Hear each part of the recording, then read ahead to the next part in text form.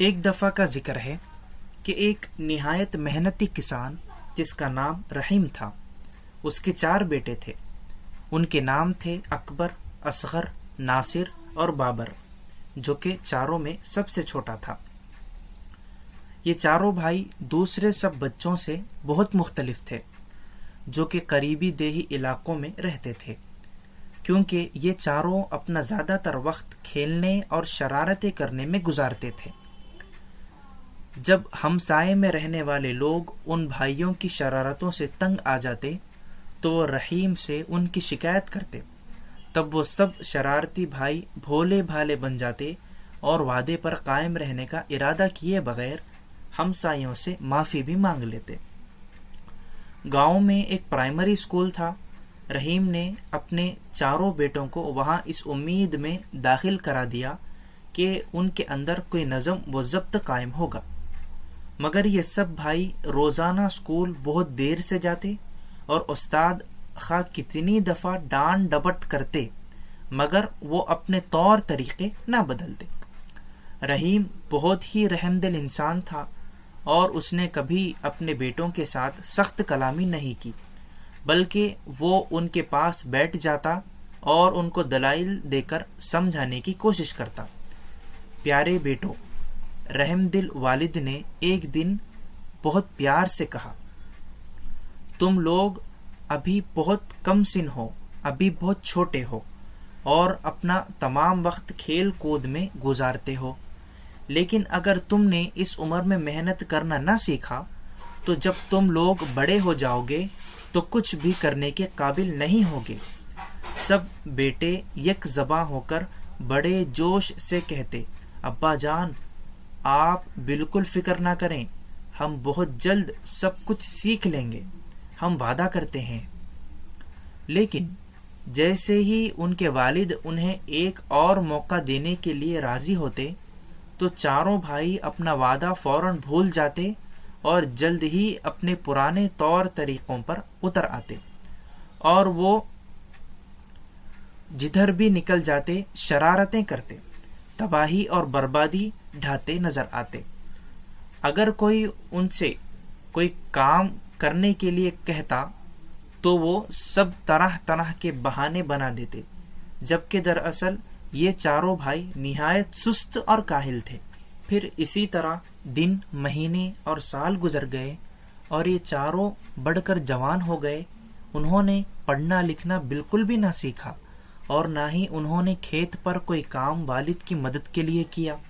وہ ہمیشہ ایک دوسرے کو اپنی من گھڑت فضول باتوں اور مشکلات کے لیے الزام دیتے رہتے، اور ان میں سے کسی ایک نے بھی کبھی ایک دفعہ بھی اپنے برے طور طریقے کے لیے اپنی ذمہ داری قبول نہیں کی۔ آخر رحیم ایک ضعیف اور بوڑھا آدمی ہو گیا، مگر وہ پھر بھی کھیت پر سارا دن خود اکیلا ہی کام کرنے پر مجبور تھا۔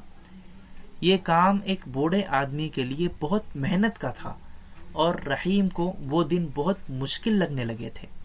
فصل کی پیداوار میں بھی کمی آ گئی تھی اور جو فصل سے آمدنی ہوتی ہے وہ بھی کم ہو گئی تھی۔ رحیم اور اس کی بیوی اپنے مستقبل کے بارے میں بہت پریشان تھے، مگر وہ چاروں بھائی ان واقعات کے بارے میں بالکل بھی پریشان نہ ہوتے تھے۔ کبھی کبھار وہ کھیت میں اپنے والد کی مدد کرنے کے لیے چلے جاتے، لیکن زیادہ تر اپنے بچاؤ کی خاطر بہانے بناتے رہتے تھے۔ وہ تمام دن صرف نکمے بیٹھے رہتے تھے، کھاتے پیتے اور آرام سے سوتے تھے۔ اگر کبھی کوئی اکبر سے کہتا کہ وہ کھیت پر جا کر اپنے والد کی مدد کرے تو وہ کہتا کہ دوسرے تینوں میں سے کوئی جا کر مدد کر دو کیونکہ میرے سر میں درد ہے، وغیرہ وغیرہ۔ اسی طرح ہر ایک بھائی کو جب بھی کوئی کسی کام کے لیے بلاتا تو وہ کسی نہ کسی طریقے سے بہانے بنایا کرتے تھے۔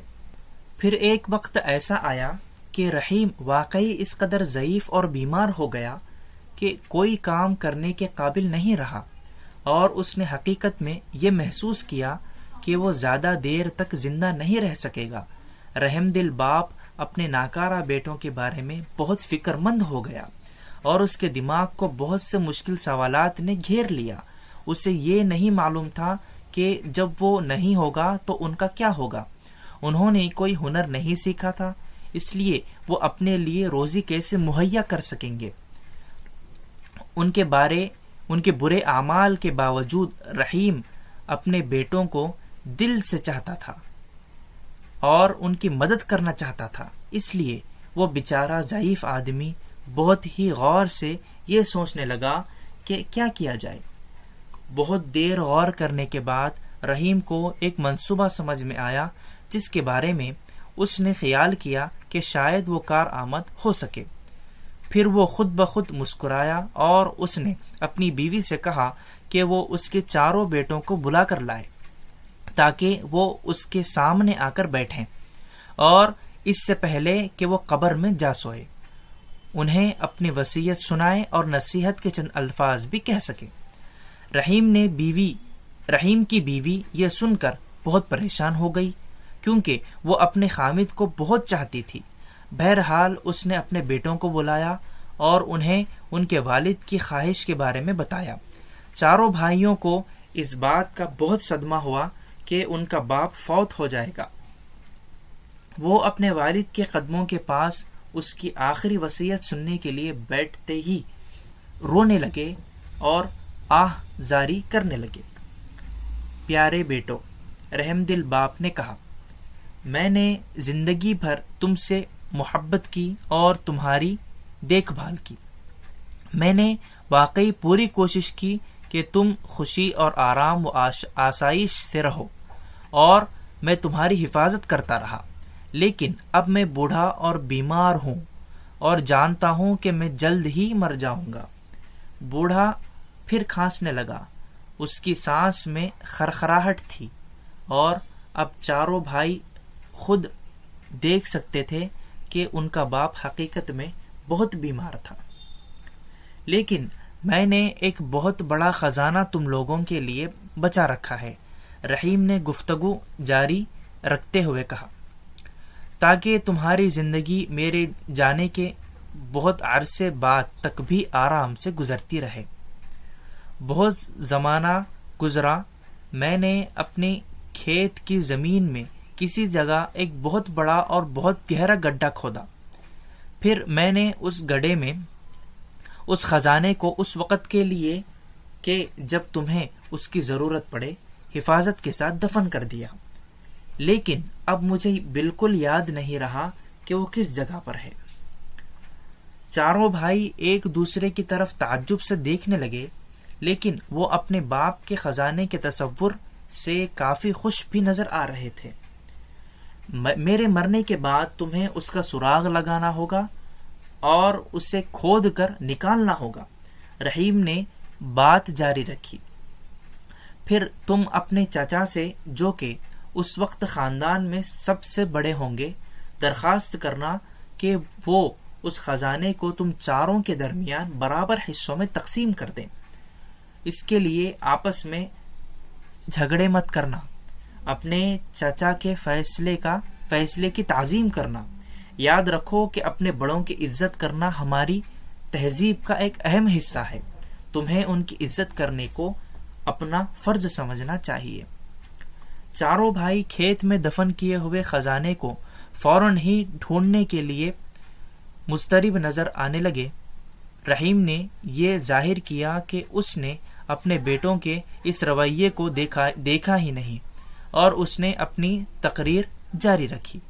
ایک اور نصیحت جو کہ میں تمہیں دینا چاہتا ہوں وہ یہ ہے کہ تم لوگ ایک دوسرے کے ساتھ کبھی مت لڑنا۔ تمہارے دشمن تمہیں منصوبہ بندی اور ساز باز کرنے کے لیے اکسائیں گے، لیکن کچھ بھی ہو جائے تم چاروں ہمیشہ متحد رہنا۔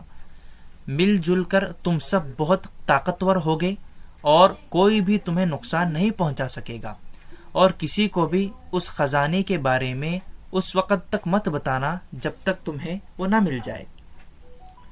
جب رحیم نے اپنی تقریر ختم کی تو اس نے آنکھیں بند کر لی، پھر وہ جلد ہی فوت ہو گیا۔ اپنے والد کے جنازے اور تدفین کے بعد ان بھائیوں نے اپنے کھیت کے دوسرے سر سے کھودنے کا فیصلہ کیا۔